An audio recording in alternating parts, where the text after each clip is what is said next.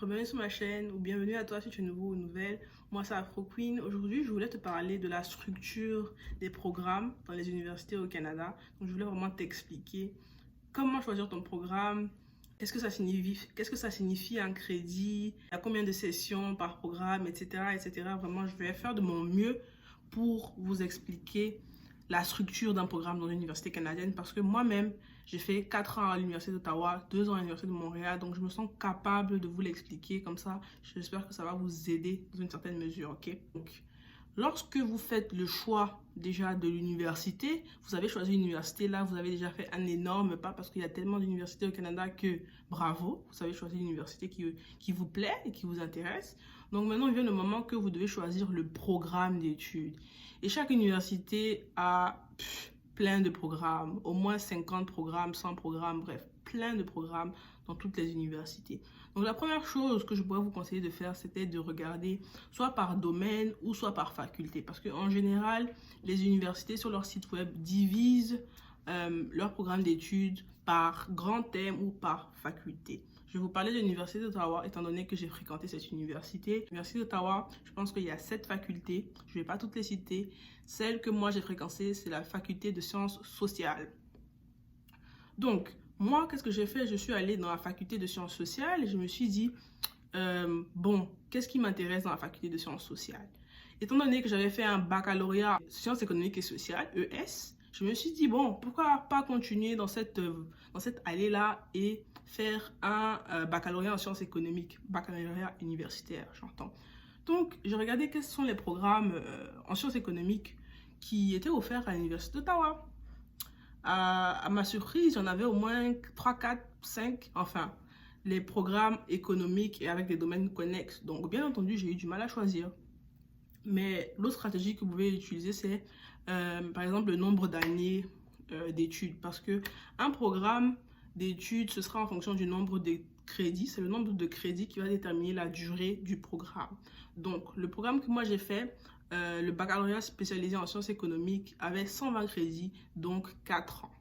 Pourquoi 4 ans? Parce qu'un cours est équivalent à 3 crédits à l'université. En général, la capacité de cours qu'on te conseille de prendre, c'est 5 cours. Donc 5 fois 3, 15, tu auras 15 crédits par session. Si tu prends 2 sessions, donc la session d'automne et la session d'hiver, tu auras complété 30 crédits en une année. En une année, tu auras complété 30 crédits, 120 du début, ça c'est le nombre total divisé par les 30, ça fait 4 années d'études. Donc un programme de 120 crédits te prendra en moyenne 4 années d'études pour le faire. J'espère que c'est clair. Si ce n'est pas clair, redemandez-moi en commentaire, je vais faire de mon mieux pour répéter, réexpliquer. Donc si tu regardes un programme qui a peut-être 90 crédits, ça va te prendre moins de temps pour le faire. Mais en général, un programme de baccalauréat n'aura pas moins de 90 crédits, donc moins de 3 ans. C'est en général 3 années ou 4 années pour un programme de baccalauréat à l'université d'Ottawa particulièrement. Donc je voulais vous expliquer dans les grandes lignes, c'est quoi les types de programmes que vous pourriez être amené à voir sur, par exemple, le site web de l'Université d'Ottawa. Il y a les programmes qui sont dits bidisciplinaires, ça veut dire qu'ils sont spécialisés dans deux disciplines. Il y a par exemple un baccalauréat bidisciplinaire en mathématiques et informatique. Ça veut dire que vous auriez à la fois des cours en mathématiques et à la fois des cours en informatique. Vous pouvez avoir un bidisciplinaire en sciences économiques et en sciences politiques, c'est-à-dire que vous aurez des cours de sciences économiques et également des cours de sciences politiques. Donc, à part les programmes bidisciplinaires, il y a les programmes qui ont des majeurs et des mineurs. Une majeure, en fait, ça veut dire que la majorité de vos cours seront dans ce sujet-là. Si vous faites une majeure en économie, vous aurez la majorité de vos cours en économie. Si vous êtes une mineure en anglais, la minorité des crédits sera en anglais. Vous voyez ce que je veux dire? C'est ça la grande différence, la plus grande différence entre les majeurs et les mineurs. Il y a également des programmes qui sont dits coop. Un programme coop, j'en ai déjà parlé sur ma chaîne, c'est un programme qui va vous permettre d'alterner entre des sessions d'études, donc lorsque vous serez à l'université, avec des sessions de travail ou de stage. C'est notamment un programme qui vous allongera votre durée d'études, mais à la fin de celle-ci, vous aurez non seulement un diplôme, mais également vous aurez une expérience de travail. Donc selon moi, c'est assez bénéfique si vous pouvez être plus patient et savoir que votre programme va vous prendre plus de temps à terminer. Donc ça, c'est un programme coop. Et il faut savoir également que lorsque vous faites le choix d'un programme d'études, il y aura toujours 3 catégories de cours. Il y aura les cours qui seront dits obligatoires, ce qui sous-entend que vous êtes obligé de les prendre. Il y aura les cours optionnels, ça veut dire que c'est un cours que parmi une liste, vous devez choisir des cours, mais vous avez, quand on dit optionnel, ça ne veut pas dire que vous ne pouvez pas les prendre. Vous devez prendre une certaine quantité de cours parmi ces cours optionnels-là. C'est juste qu'on vous donne le choix. Et dernièrement, pour ne pas faire un jeu de mots, il y a les cours au choix. Les cours au choix, ce sont des cours qui sont hors de la faculté, hors de votre programme. Donc, ça peut être dans n'importe quel autre domaine d'études. Donc, disons que moi, je prends mon propre exemple encore une fois. Moi, mes cours obligatoires, c'était des cours de microéconomie et de macroéconomie.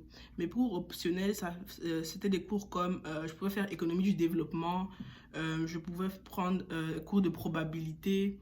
Et mes cours au choix que j'ai choisi de prendre, j'ai pris des cours sur le chinois, le mandarin, j'ai pris des cours sur la Grèce, j'ai pris quoi d'autre comme cours? J'ai pris des cours en espagnol. Donc, vous voyez, j'avais la possibilité non seulement de prendre des cours dans mon domaine principal, mais également de prendre des cours hors de ma faculté, hors de ma spécialité. Okay? Et les conseils que je peux vous donner par rapport au choix de cours, lorsque vous avez choisi un programme, c'est de ne pas attendre la dernière minute pour choisir votre cours et pour créer votre emploi du temps. Pourquoi je dis ça? Parce que eh bien, parfois, disons, prenons le scénario suivant, il y a le cours théorie macroéconomique 1 qui se donne soit le lundi à 8h30 ou soit le jeudi à 13h. Bien entendu, tout le monde voudra prendre le cours qui est à 13h. Donc, c'est ton problème, c'est ta responsabilité de te débrouiller, d'avoir les cours que tu veux. Parce que si tu prends à la dernière minute, tu vas te retrouver avec les cours qui sont tous au matin, tous à 8h30. Et trust me, ça va pas être facile pour toi d'aller en cours chaque jour à 8h30 et d'être en mesure d'être vraiment éveillé et écouter la matière. Les cours à 8h30, je te les conseille pas. Si tu n'as pas le choix, ça c'est différent. Mais dans la mesure du possible, ne prends pas les cours de 8h30 parce que ça va vite t'énerver. Et je te déconseille vivement de rater tes cours parce que c'est là où tu auras l'opportunité de vraiment t'imprégner de la majorité de la matière, de poser des questions si tu en as au professeur. Donc, essaye de prendre des cours qui commencent au moins minimum à 10h si c'est possible. Et aussi, évite les cours qui finissent trop tard. Donc, les cours se finissent jusqu'à 22h. Si je ne me trompe pas, oui, c'était 22h le dernier cours. Essaye d'éviter ces cours-là, ok? C'est juste un conseil que je te donne par expérience. Les cours de 22h, c'est très déplaisant. Les cours de 8h30 du matin, c'est très déplaisant. Okay.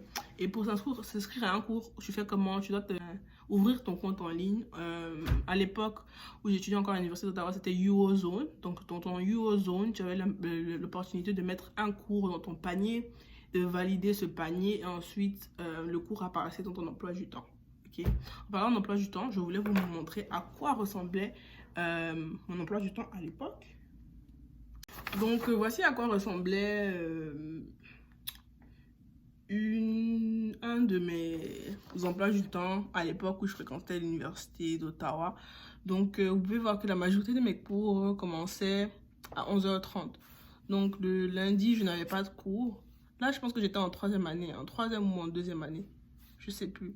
En tout cas, j'avais des cours, donc 13h le mardi, 13h le mercredi, 11h, 11h. Le plus tard que vous pouvez finir.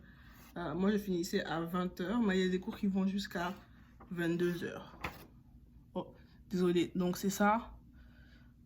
Donc, ouais, si vous faites les bons choix et vous décidez rapidement, comme j'ai dit, il se peut que vous trouviez un emploi du temps idéal. Donc, vraiment, un emploi du temps où vous n'avez pas cours tous les jours à 8h, comme je l'ai dit auparavant.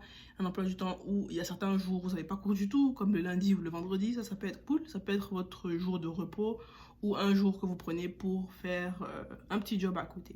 Ça, c'est pas une mauvaise idée aussi. Donc, voilà, c'est tout pour la vidéo d'aujourd'hui.